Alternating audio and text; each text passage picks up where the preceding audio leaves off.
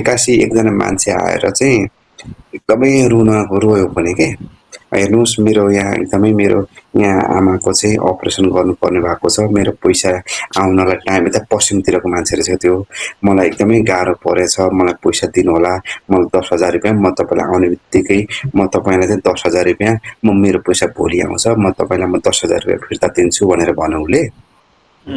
अनि त्यसको लागि उसले एउटा मोबाइल पनि त्यतिखेर मोबाइल पनि लगभग 10-15 लगभग 17-17 अब 8-10 वर्ष अगाडिको कुरा। मोबाइल पनि भर्खर निस्केको थियो, एउटा पातलो खालको एउटा कार्बन हुने मोबाइल पनि उसँग थियो। अनि त्यो सँगसँगै अर्को एउटा जियोनी भन्ने एउटा के कम्पनीको 2टा मोबाइल थियो मलाई। अनि त्यसपछि यो मोबाइल राखेर दिनु होला मलाई 10,000 रुपियाँ, भोलि तपाईँलाई साउँ ब्याज गरेर म 10,000 को सट्टा म 14,000 रुपियाँ दिन्छु भनेर भन्यो है। अनि पछि गएर त्यसले के भन्यो भने अब मसँग त ठ्याक्कै म गाउँबाट यता उसमा आएको थिएँ, यो जुन टिआरएस के अरे यता यो टिबिएसमा जागिरी खानको लागि इन्टरभ्यू दिनको लागि आइरहेको थिएँ। अनि त्यहाँ बसेँ, कुराकानी गरेँ, गर्दै जाँदाखेरि एकदमै त्यो मान्छे त भक्कानिएर रोयो पनि है। म यस्तो समस्या भयो, मलाई जसरी दिनु होला भनेर भने, म भोलि जसरी लिएर दिन्छु भने है।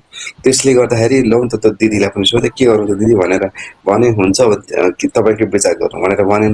बिचरा गाउँको मान्छे होला, दुःख पाएको होला, लौ त भनेर 10,000 रुपियाँ मैले दिएँ है। एउटा पातलो खालको मोबाइल राखेर र त्यो मोबाइल सँगसँगै एउटा उसको लाइसेन्स पनि राखेँ कि, लाइसेन्स पनि दियो।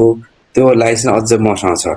अनि पछि गएर त्यो मान्छे त म जियोनी कम्पनीमा काम गर्छु भने यता 7 बाटोदेखिको यता थसिखेल कतातिर अनि आउँछ भनेर भोलिपल्ट समय 12 बजेसम्म समय दिएको थियो, त्यो मान्छे आउँदै आएन। अनि पछि अरू भरे आउँछ कि एकछिनमा आउँछ कि भन्ने भएर त्यो जियोनी कम्पनीतिर यसो बुझ्न भनेर गएँ। 7 बाटोतिर कहीँ पनि रहेनछ त्यो मान्छे त।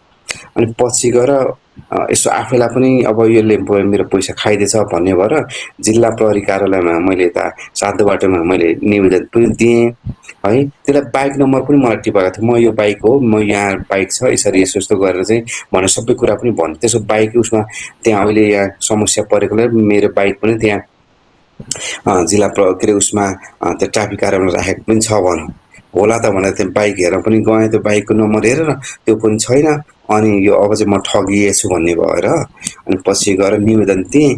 त्यो निवेदन पनि दिएँ, भरे भन्दा त्यो निवेदन दिएर केही भएन कि सर।